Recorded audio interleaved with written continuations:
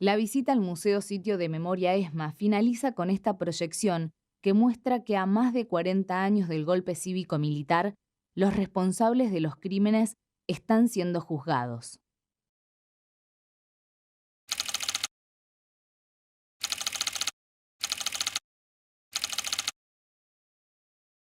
En la Escuela de Mecánica de la Armada, integrantes del grupo de tareas 3.3 decidieron incluirlos en un traslado. Traslado que todos conocemos. Consistió en aplicarles una inyección total, pentonaval, condujer a los aviones de la muerte, a la participación de los pilotos de la muerte. Es decir, a las víctimas de este grupo se les causó la muerte en forma dolosa. Fueron arrojados mar adentro.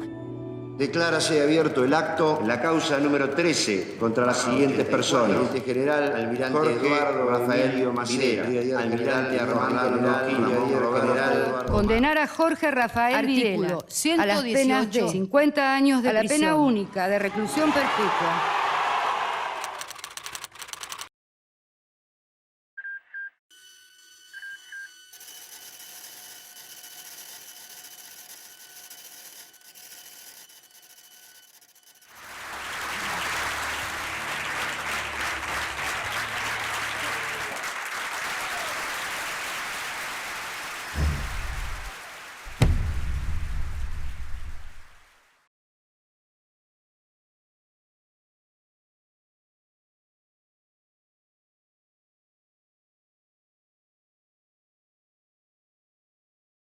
¿Quién soy? Soy una mujer, una argentina más, alguien que pudo llegar a la universidad pública a pesar de vivir en una familia muy humilde.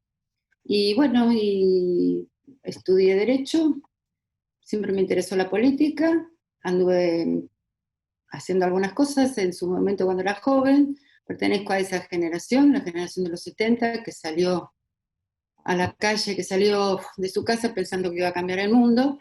Algo hicimos, algo bien, algo mal, como todos.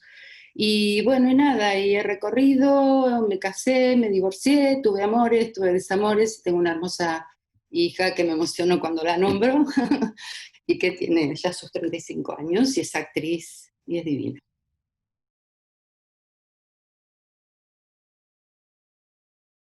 Vengo de una familia humilde porque mis padres tenían comercio, un almacén, carnicería, ramos generales en su momento. Vivían, se fueron a vivir cuando se casaron a la tablada, que en ese momento era campo, campo. Y bueno, y yo nací en Capital, pero porque era el hospital más cerca que había. Sí, siempre fueron tipos, tipa y tipo, laburantes, con un comercio que les fue bien y que les fue muy mal, que perdieron una casa, que bueno, porque los estafaron. Creo que todas esas cosas por las cuales pasé de vivir en una casita en el Gran Buenos Aires en la década de fines de los 50 a mudarme a ¿cómo se dice? Un local. Me acuerdo, mi viejo alquiló 2 locales, mi vieja y mi viejo, y bueno, en un local vivíamos todos, eran grandes, ¿no? Aparte de esa época.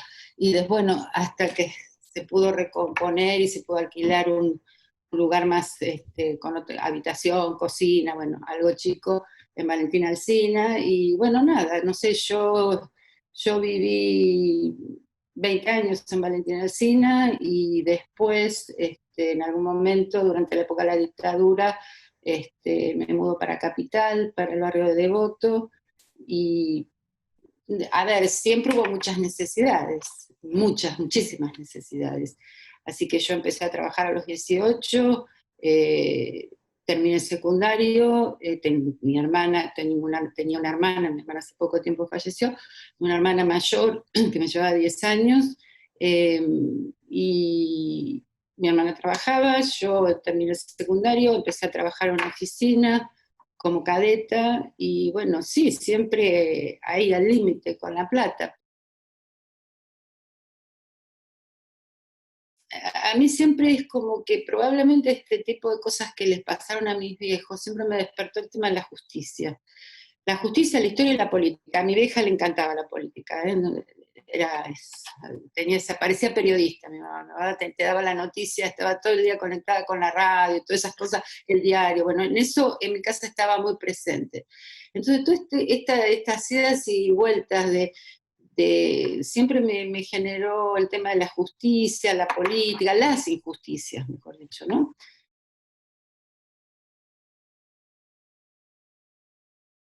Probablemente como era de una familia muy sencilla, muy pobre, a ver, con lo justo, muy justo, todo siempre escuchaba lo mismo, de que, ay, esta chica que es tan inteligente, que es tan estudiosa, no va a poder estudiar, no va a poder estudiar. Y bueno, creo que por reacción, yo cuando tenía 16 años, me acuerdo que en un momento tuve una profesora de historia argentina que me despertó a conocer qué era lo que estaba pasando, qué pasaba en el país. Yo tenía muy presente lo que pasaba en el país. Mi mamá, vuelvo a repetir, le encantaba la política y todo el tiempo la noticia estaba presente. Y bueno, esa profesora, cuando yo tenía 16 años, me dio vuelta, así, boom. Dejé de comprar la revista Para Ti o Vosotras para comprar La Semana, Confirmado, todas revistas políticas. Y te estoy hablando, cuando yo tenía 16 años, y sería el año, nací en el 53, 69, bueno, ahí empieza todo el tema, Cordobazo, después el secuestro de Aramburu, todo eso convulsionó mucho a la gente de mi edad, o al menos a mí. Y entonces empecé a mirar y dije, no, pero voy a estudiar Derecho, tiene todo lo que a mí me gusta. Y bueno, y por eso estudié Derecho, porque esta cosa de la historia, de la política, de lo social, de la injusticia, yo sentía que, bueno, sentí que siendo abogada podía abogar por la justicia.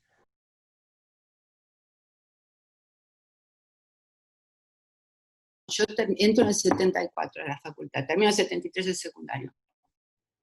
Obviamente la facultad era la libertad, porque no digo que ahora no lo haya, pero y todos los movimientos estudiantiles, las agrupaciones, bullía, era todo, ahí estaba todo, y más la facultad de Derecho.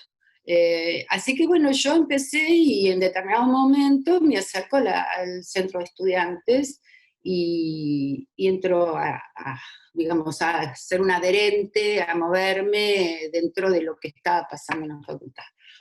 Después empieza a ponerse, obviamente muere Perón, se cierra la facultad, entran las patotas a la facultad, entonces vos caminabas por el pasillo y te aparecía un pesado, que después con el tiempo pude saber quién era, viste, cuando empiezan los juicios y determinadas cosas, un pesado, un patotero, un tipo que había sido, que después estuvo en la CIDE, pero formaban parte de lo que era el momento en la facultad.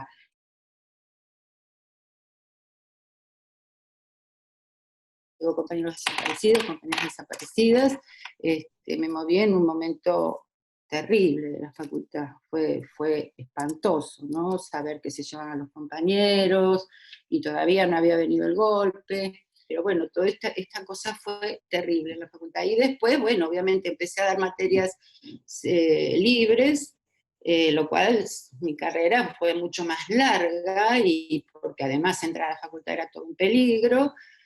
Yo había estado militando en la JUP, así que bueno, uno no sabía dónde estaba parado, y estuve mucho tiempo sin ir, pero entonces lo que hacía era preparar una materia para darla libre y no perder la regularidad, porque en ese momento perdías la regularidad y al pedirla entrabas dentro de esa maquinaria siniestra que no sabías si te iban a buscar.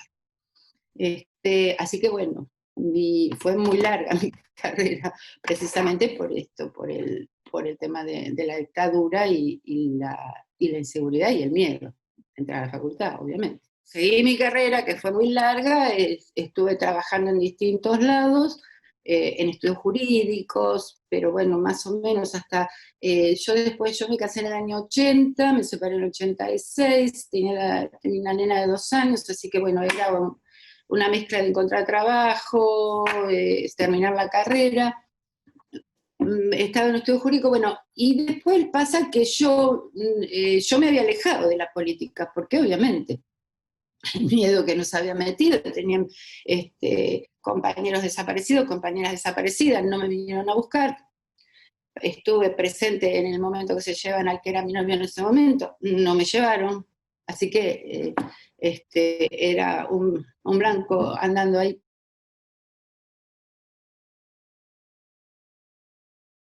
Que me dijo, no terrible, algo que me sacudió, que fue el tema de Semana Santa. Y no me olvido jamás que yo dije, no, esto no lo puedo soportar. Me acuerdo que fui un viernes y me di toda una vuelta por la plaza y empecé a ver gente, ese Viernes Santo. Y yo sola, ¿no? Caminando, y dije, no, las cosas solas no se pueden hacer, yo no puedo estar sola. Y hay mucha gente como yo que está con alguien, que está militando, no me gusta la palabra militar, por eso no la uso, pero que está comunicada, que está, no, ¿qué estoy haciendo sola acá? No, entonces me fui caminando, toda esa noche caminé, volví, y entonces dije, el domingo de Pascua, al mediodía me fui con mi hija. Y dije, no, a mí, yo aposté por la vida, a mí no me van a, no puedo más, no puede ser que me vuelvan a hacer apostar por la muerte. Tengo una hija y yo me voy a la plaza. Entonces me fui con la nena a la plaza. Ese momento, para mí, significó una cosa de mucho movimiento. Ya habían sido los juicios, y lo que dije, no, las cosas no se pueden hacer solas. No pueden ellos obligarme a seguir teniendo miedo. Y es muy fuerte esto que estoy diciendo, porque no era fácil.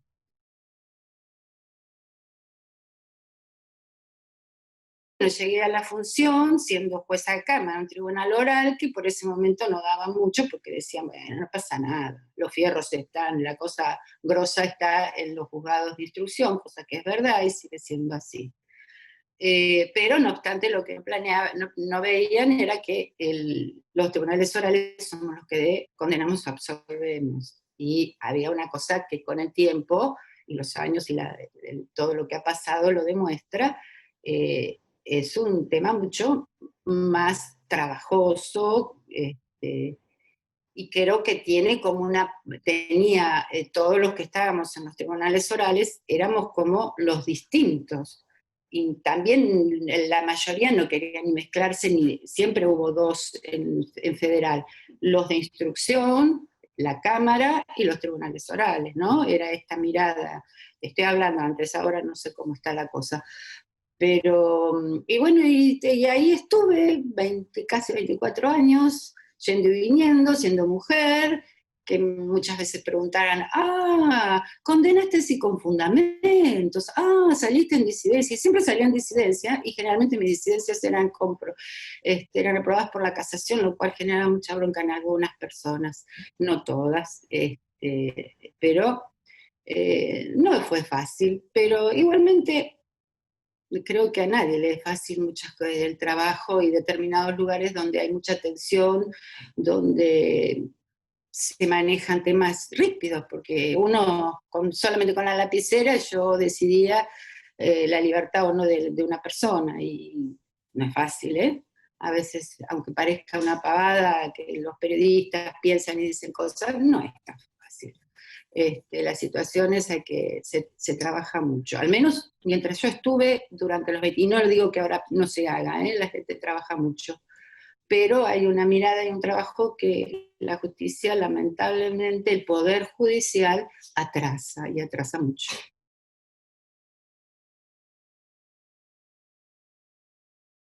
La primera vez que escuché hablar sobre el tema del robo de niños en la dictadura, creo que, si mal, puede ser que antes, pero tengo como claro, cuando ya estaba el gobierno de Alfonsín, y había aparecido una niña, y fue una de las primeras niñas que aparecieron, y hubo todo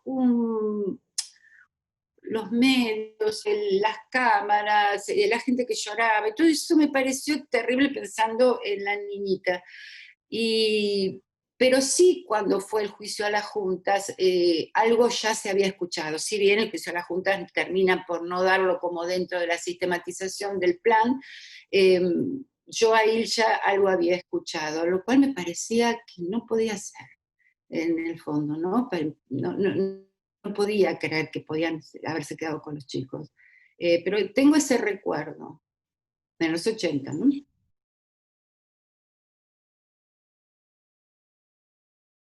Lo que pasó en el juicio de las juntas, a diferencia con el juicio que hicimos nosotros entre 2011 y 2012, es que durante el primer juicio a las juntas, a los jefes militares, lo que pasó es que eran poquitos casos. Y entonces, en ese momento se pensó como que, y esto yo lo hablé después del juicio, una vez me encontré con Arlanian, que le dije, doctor, hemos podido probar lo que ustedes no pudieron, pero que me dijo, sí, realmente en ese momento no había casos, había muy poco, y no tenían la prueba, ¿no? Uno tiene que juzgar y si va a condenar tiene que tener prueba suficiente.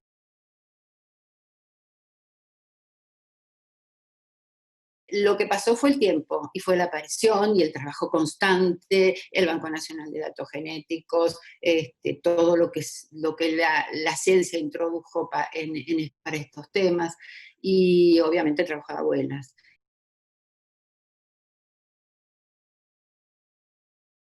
En el año 97, lo que Abuelas hace es una presentación diciendo, miren, tenemos tantos casos,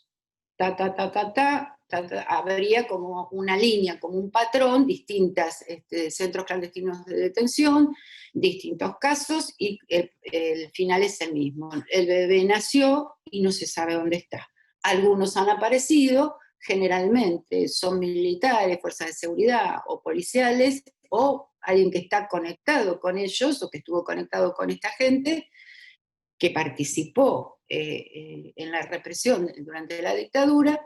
Entonces acá ellos dicen hubo un plan sistemático para quedarse con los niños.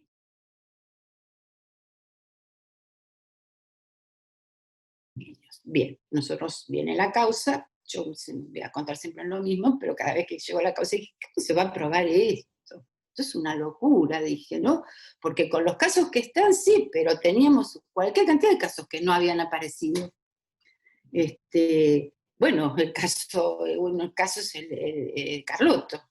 En ese momento nosotros lo damos por probado, pero el bebé no había nacido. Había nacido, perdón, y no había aparecido. Así, un montón de casos. Y bueno, obviamente esto habla, digamos, bien a veces de cómo los jueces nos sentamos ahí suponiendo, pero abiertos a ver lo que va a pasar, y que es el trabajo que tienen que hacer las partes. Probar, buscar la prueba, o no, o la defensa tirarla abajo. Y obviamente que hubo un patrón de seguimiento de qué pasaba con cada una de esas chicas, sobre todo las que estaban embarazadas. Los casos de los niños que se habían secuestrado era mucho más sencillo porque los niños habían sido encontrados. Pero los casos de las mujeres que se sabía que estaban embarazadas, se sabían que las dejaban vivas, y después, hasta que parían, y después a los pocos días esa mujer desaparecía, la trasladaba, y esta desaparecida. Entonces, ¿cómo probábamos que había nacido? Porque nosotros teníamos que probar que la figura penal pide la sustracción de un menor. Sustraer, ¿no? Sustraerlo. Pero tiene que haber nacido, tiene que ser, ese bebé tiene que haber nacido vivo. Bueno, en cada uno de los casos pudimos saber que lo habían visto, que lo escucharon. En un caso, en Pozo de Banfield, lo habían escuchado llorar al bebé, y ese bebé está vivo y fue encontrado. En la comisaría, en una de las comisarías de La Plata también. Entonces después todo se reconstruye con las víctimas, ¿no? Con los detenidos que recuperaron su libertad después. Así que bueno, todo eso.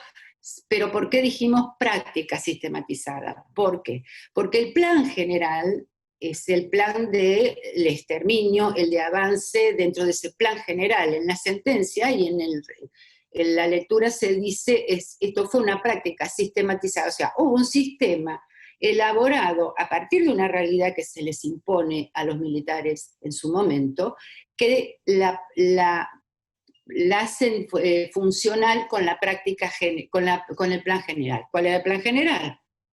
Secuestro, tortura y desaparición de todos aquellos militantes políticos, estudiantiles, gremiales, ¿no? Un plan de exterminio, un plan de sometimiento, ese es el plan. Pero dentro de ese plan aparece algo que sí, y eso también lo vimos en el juicio, no estaba previsto. Si bien había algunas cosas que habían hecho, por ejemplo, en La Perla, qué se hacía con los chicos, eso venía desde el año 72, que se hacía con el detenido, ¿no? Y cómo se lo desaparecía. Por eso la sentencia pone las órdenes legales y las órdenes clandestinas, hasta donde se pudo llegar. Entonces, el plan general es el plan ese, el que iba dirigido a los adultos, pero aquí se les aparece el plan que tiene que engarzarlo en el plan general, la sistematización de esta práctica, que era, tenemos chicas embarazadas, ¿qué se hace con esto? Entonces, bueno, ¿qué se hace? Se las hace desaparecer también, porque hacerlos aparecer era mostrar que la madre todavía estaba viva hasta determinado momento y que dónde estaba y qué era lo que había pasado. Seguían las preguntas. Entonces también todo eso tenía que tener la clandestinidad absoluta.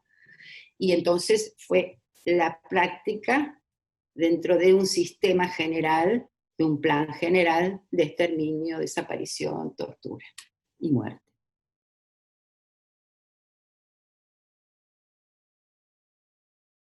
Bien, la prueba fundamental en este caso fue la reconstrucción que se ha hecho y se sigue haciendo, que es a través de los testimonios de aquellos que estuvieron detenidos ilegalmente, que son víctimas directas de todo ese momento tan terrible, ¿no? De todo lo que significó la dictadura.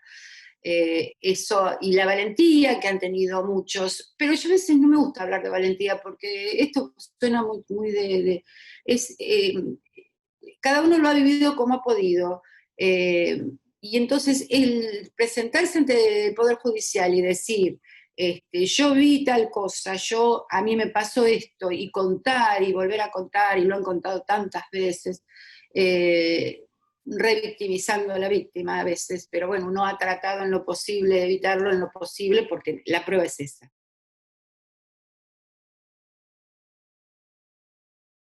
La prueba es lo que vengo diciendo siempre, el Estado argentino, si bien avanzó y ha tratado de curar y sellar algunas heridas, lo cierto es que el Estado argentino no ha dado, el Estado, no estoy hablando de gobiernos, el Estado no ha dado nada, porque obviamente muy poca, ¿qué ha quedado de documentación? Nada, muy poca documentación se ha podido encontrar, si bien pudimos reconstruir algunas cosas en el momento del gobierno de Cristina Kirchner, que se hizo en el Ministerio de Defensa, algunas cuestiones de que han trabajado mucha gente.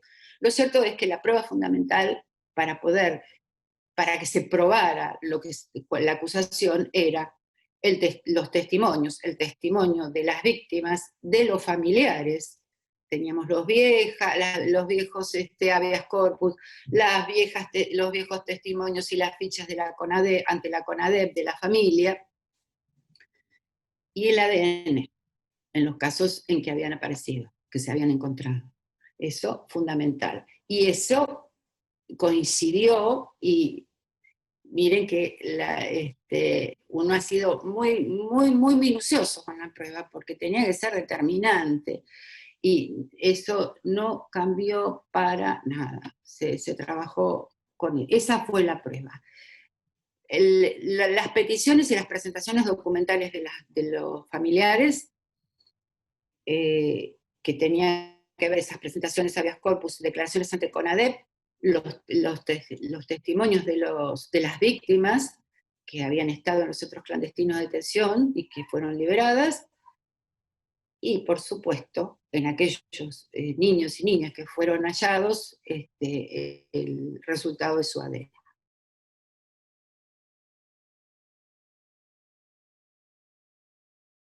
Bueno, dentro del juicio teníamos como prueba pedida por parte de la acusación, tanto sea de la Fiscalía como de las querellas, el recorrido y el conocimiento, que es uno de los medios de prueba también, de estar en el lugar, ¿no? De visitar los lugares y que los jueces vean los lugares, ¿no? Y por dónde era.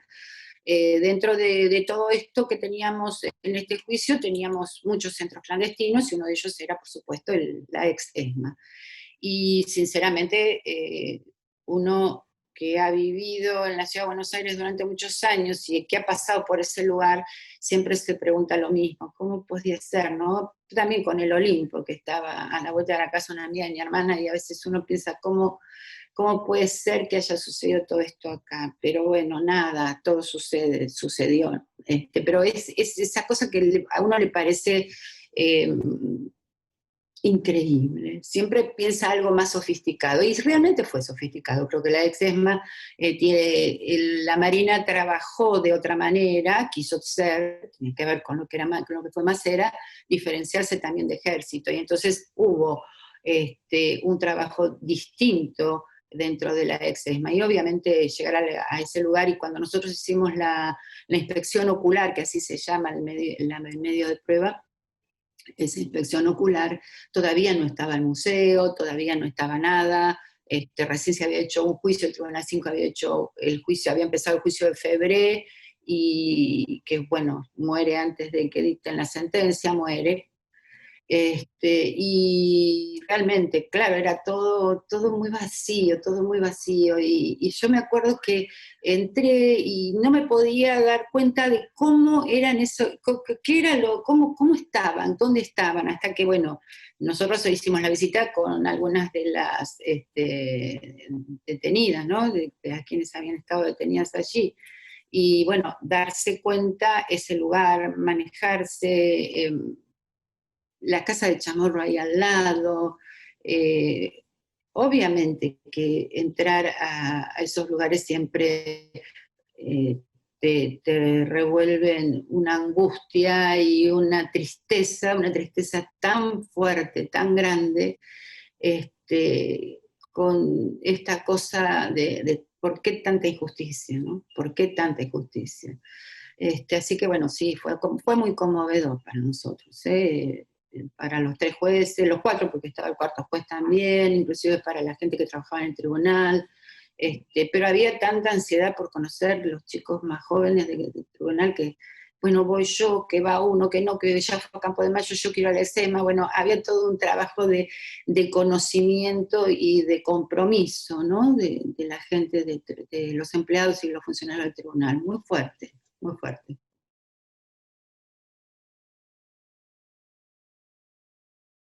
Con respecto a los niños que no se habían encontrado en ese momento, el tema era, la chica estaba embarazada, había sido trasladada a otro lugar para tener su bebé en algunos centros clandestinos. Por ejemplo, el Vesubio, en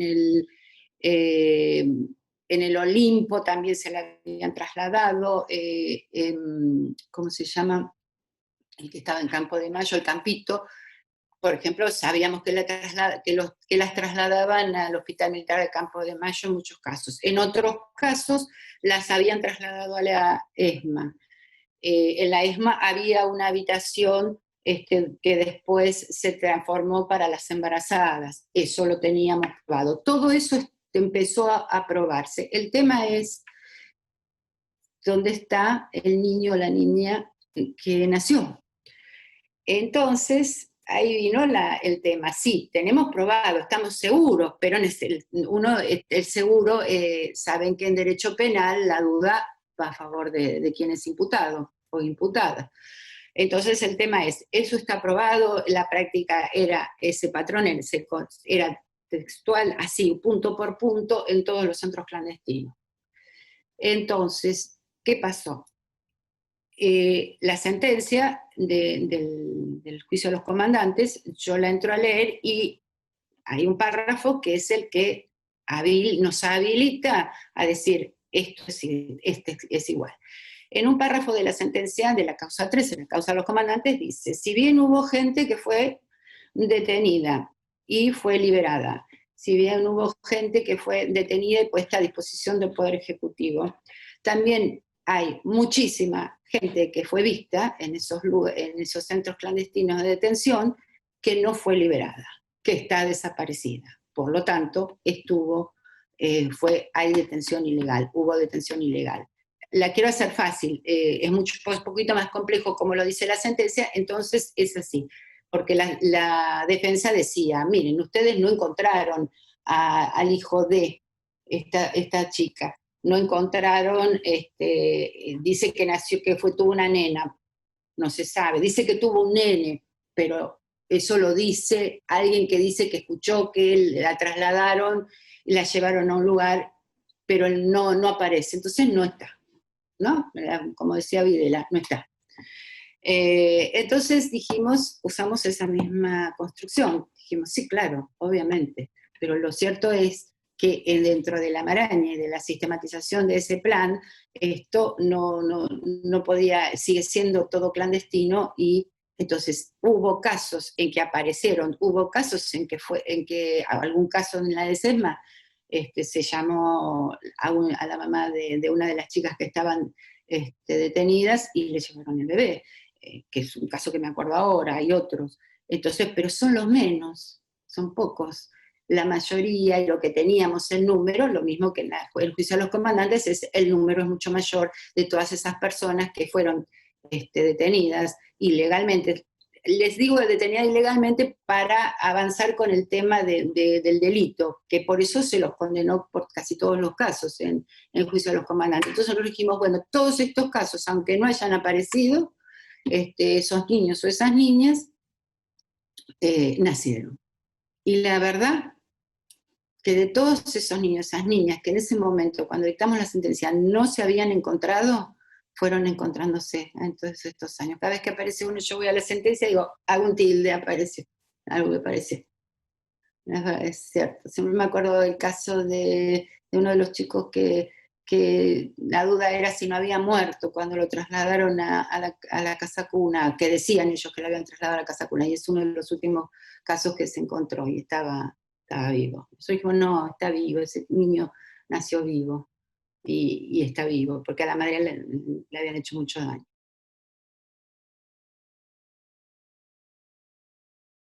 Yo tenía una táctica que era sentarme y ponerme, yo sé que la lágrima venía por este lado siempre, entonces me ponía por acá, entonces ya atajaba la lágrima, así no se notaba, y así no me pedían la nulidad de juicio.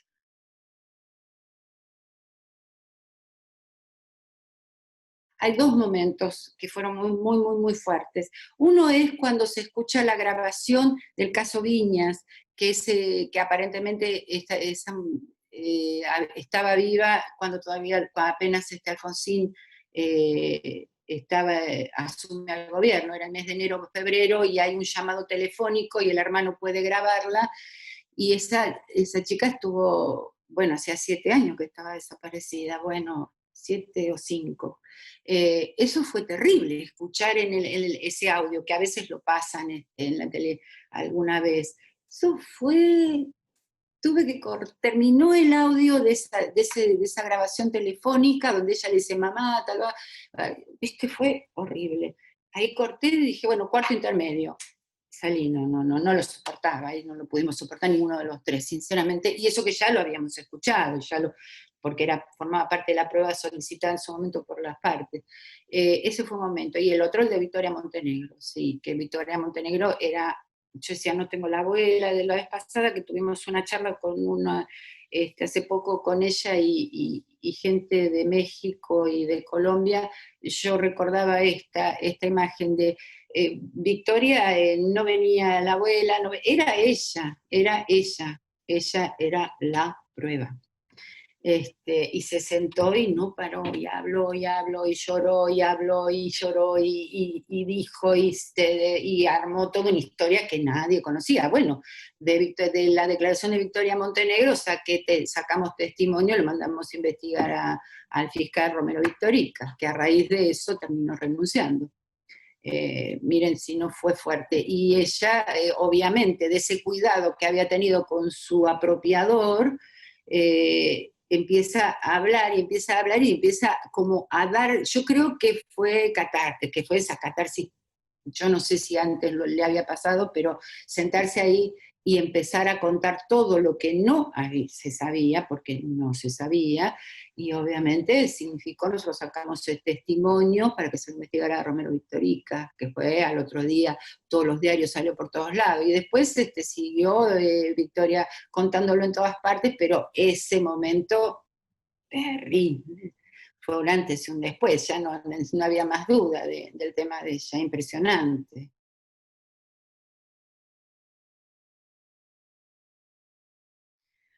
Yo en general siempre con todos los imputados e imputadas siempre mantuve en general una relación de respeto hacia la persona que se encuentra procesada o su libertad está limitada, ¿no? Está detenida. Yo no, con Videla tuve algunas veces algún diálogo en el cual yo sé lo que significaba, obviamente, pero yo lo que sí hice un trabajo interior y muy fuerte, que era despojarme de mis deseos, de mis sentimientos, cosa que no es fácil, pero bueno, uno lo puede llegar a hacer porque uno es profesional. Pensá un médico que lo tiene que tratar o le tiene que hacer algo. Hay determinados momentos en la profesión que uno tiene que tratar de poner esa distancia. Y yo no tuve problemas, al contrario, siempre, o sea, tenía un estilo también de respeto por quién era yo, porque representaba, yo lo estaba juzgando, y encima presidía el juicio, así que mi protagonismo era mucho más fuerte. Ya casi terminando el juicio, cuando vienen los alegatos, eran los alegatos de la defensa de él. Entonces me acuerdo que se hicieron por la tarde, si mal no recuerdo, o habían empezado, pero eran larguísimos, ¿no? Llevaban horas y horas.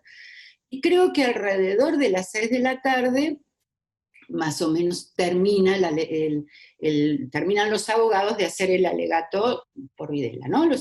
Por su defensa.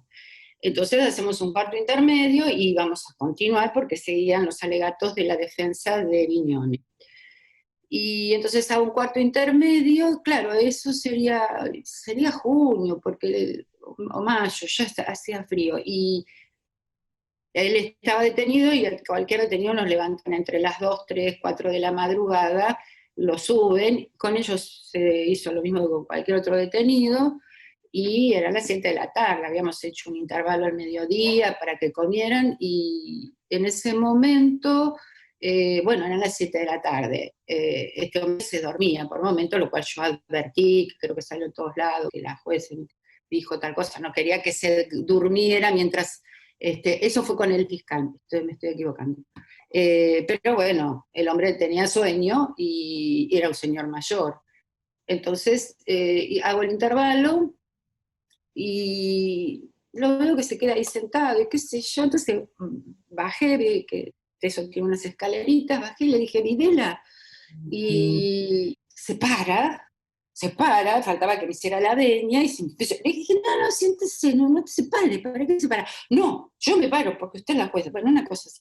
Entonces le dije, bueno, pero hágame un favor, váyase a la celda, que lo lleven a la celda, váyase a descansar un rato hasta que el camión iba a pasar como no sé a qué hora, y al otro día seguíamos con el juicio. Váyase a la celda, si descansa, y total ahora no es necesario si usted, que esté presente porque es el alegato de Viñone, salvo que usted quiera estar. Entonces me dijo, no, de ninguna manera, yo tengo la obligación de estar, yo hago lo que usted me dice. Le dije, no, de ninguna manera, si usted está cansado, se levantó muy temprano, ya es tarde, esto, la verdad, obviamente los alegatos son terribles, porque son horas y horas. Le dije, mire, váyase a acostar, váyase a la celda y después, no, yo le agradezco mucho, usted es muy amable, usted siempre ha sido muy amable, le agradezco mucho, pero yo me voy a quedar. Bueno, muy bien, cómo no, quédese, es su deseo, pero sepa que si se quiere si se quiere retirar para ir a la celda, hágamelo saber por medio de su abogado y se retira a la celda. Lo cual... Toda la gente me conoce y me dijo, ¿cómo le dijiste eso? Y sí, ¿por qué no? Es lo que corresponde con los detenidos.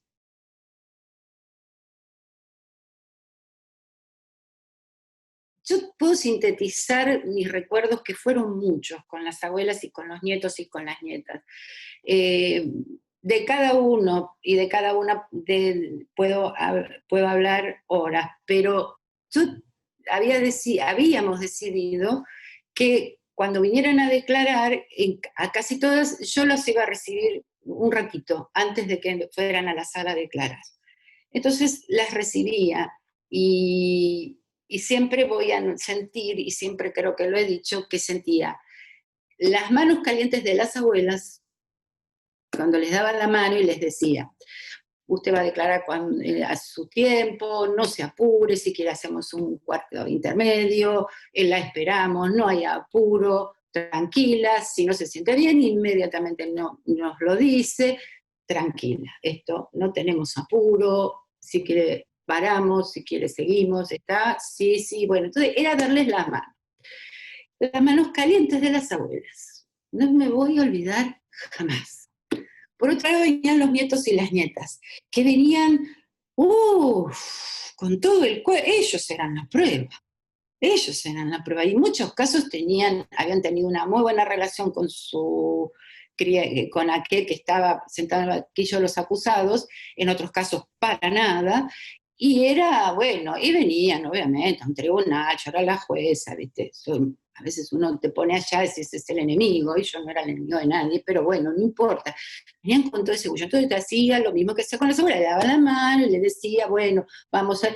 Y entonces, el frío que tenían, estaban tan nerviosos y estaban tan asustados y asustadas, pero a la vez tenían tantas ganas de contar, tanta fuerza tenían, que no me voy a olvidar jamás, porque era una fuerza, esas manos frías, por el miedo.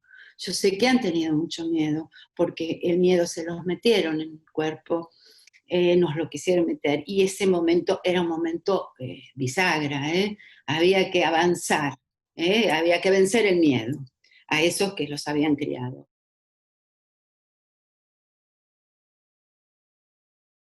Todo lo que pasó, ¿no? Desde lo que es la dictadura, que son muchos años, y todo lo que significó poner en primer plano el poder juzgarnos, porque también nos estamos juzgando a nosotros mismos, a la gente de mi generación, de la generación de mi mamá y mi papá. ¿Qué pasó? ¿Qué nos pasó? A ver, esto es no que sea algo sencillo, pero desde poder llevar adelante determinadas causas y hacer y que recayera sentencia, empezó a cerrar aquello que podía estar en discusión en la sociedad. Ya no eran las viejas locas que iban a la Plaza de Mayo, ya no era por algo será, ya esto era terrible. Entonces, nada es en vano, para bien o para mal. La historia y el devenir histórico nos marca, y las sociedades resuelven sus dilemas de la mejor manera y como pueden. Yo creo que cuando a veces escucho a otros hermanos latinoamericanos cómo se han manejado y sigue pasando, realmente, a pesar de todo, la sociedad argentina tiene una impronta muy fuerte, y lo voy a decir así, aunque suene brutal. Más allá de estas marchas que parecen que son que odian, yo creo que también los políticos, la dirigencia política tiene que saber leer qué está diciendo la sociedad. La sociedad está diciendo, odia o está enojada, ¿no? A esto que estos días he escuchado con algunos que quieren jugar a ese tema. Entonces, bueno, a mí me parece que la dirigencia política es la que tiene que debe saber leer bien cuáles son las protestas y los planteos. No es en vano los juicios, hay un conocimiento, hay determinadas circunstancias que se manifiestan en cualquier barrio de esta ciudad o de todo el país. Hay determinadas cosas que yo creo que no tienen vuelta atrás. No quiere decir que no sucedan situaciones, pero que hay cuestiones muy puntuales en las cuales uno va aprendiendo. También hay una generación que no ha vivido eso, sino que lo ha mamado y escuchándonos a nosotras y a nosotros de todo una época que a nadie se le ocurriría hoy por hoy pensar que el adversario político se lo combate con la muerte.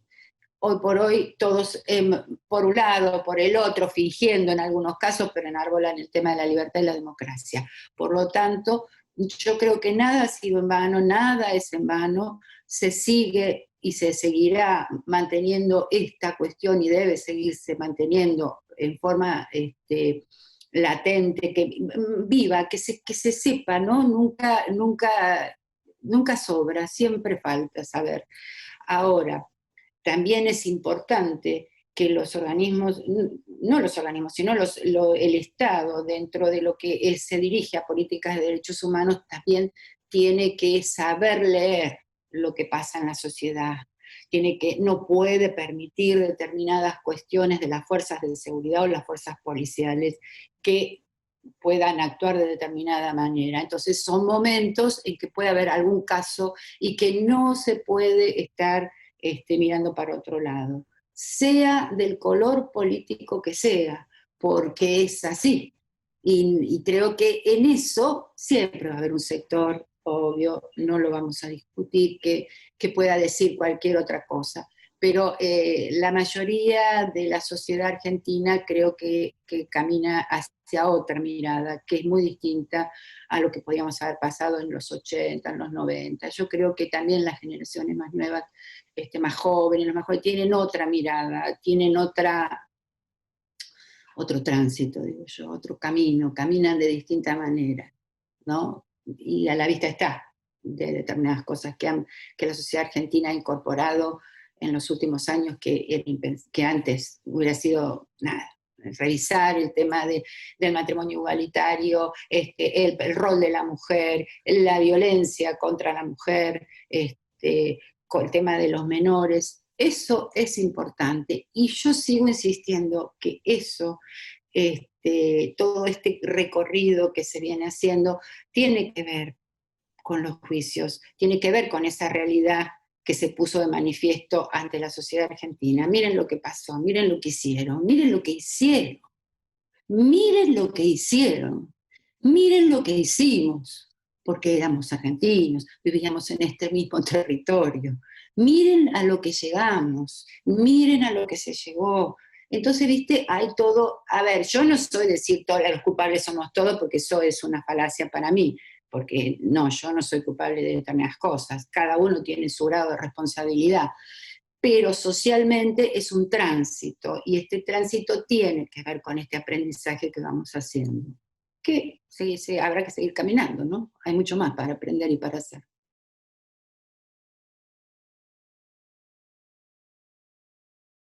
El Museo de la Memoria y en la Exesma es importantísimo. Si bien ha habido 360 centros clandestinos de detención en nuestro país, yo siempre ando con ese mapa, cada vez que doy una clase abro el mapa y todos no lo pueden creer, y eso es bueno. El Museo de la Memoria es importantísimo. Lo pude corroborar, voy cada tanto, a veces he ido para alguna jornada, para hacer algo, pero por ejemplo, la Noche de los Museos, que fue el año pasado, me llamó la atención que un sábado a la noche la gente hiciera cola para entrar a conocer dónde se había torturado, donde se había detenido gente ilegalmente tirada como si fueran cosas, en un sábado a la noche. Y después, bueno, las mesas esas en las que uno participa y habla con la gente, es muy, muy, muy importante, es muy importante. Y además vienen haciendo un trabajo maravilloso. Y es difícil poder apreciar, y sobre todo el Club Federal en la Ciudad de Buenos Aires. Como mujer, de los tribunales orales en un momento era la única, de 18 cargos, era la única mujer. De los 12 juzgados federales, que son los más conocidos, ustedes por ahí, los que evaluan a esta justicia, porque que trabaja seriamente y no sé por dónde. También hay una sola mujer que todavía está, que es María Servini, que trabajó muy bien en su momento por todo el tema de los bebés, con los chicos y chicas que iban y cortaron su huella con la idea de la ecología. No fue fácil porque obviamente ser mujer significa que uno parece que no tuviera pensamientos. He tenido situaciones anecdóticas, bueno, yo con el tiempo es gracioso, pero bueno, no era gracioso. Yo le quería poner un poco de humor porque pero eran formas de contestar a una actitud y a un pensamiento netamente machista. Yo siempre, una de las primeras veces, primero, que por ser jueza y por ser mujer, y cuando asumí tenía 40 años, entonces el nombre era o que era puta, o que era loca, o que era boluda. Y en esos 3 montes dije que voy a ser loca, porque así me va a dar un poco de vida y me van a arrancar todo todo lo que quiera. Y solamente se me ocurrió hacer la denuncia de una persona, denunciarlo penalmente, una persona que estaba en tratativas de vender un servicio de justicia que no existía. Entonces sucede en mi despacho con los otros 2 jueces y se va y yo tenía que denunciarlo. Uno como tiene cualquier funcionario público y los jueces tienen la obligación. Hay 2 artículos, no me puedo penal, 277 y 278, si mal no recuerdo. Uno tiene la obligación y si no se convierte en cómplice, ¿no? Entonces, y eso me valió que, porque ella no porque es loca, porque bueno, nada. Y yo he dicho, esa persona recibió una condena que fue recibida.